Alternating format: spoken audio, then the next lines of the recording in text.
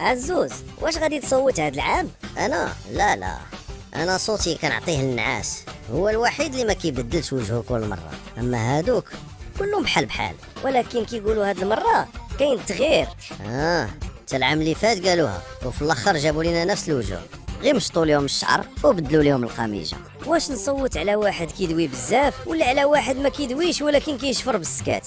انا كنصوت في قلبي عشير، كنحط ورقه خاويه وكنقول انا ماشي ضد الوطن، انا ضد القوالب. واعره عندك هاد اللعيبه، واخا نكتب هاد الجمله في الحيط. لا عشيري، كتب غير ممنوع البول هنا، راه كتاثر في العقول اكثر من 1000 خطاب.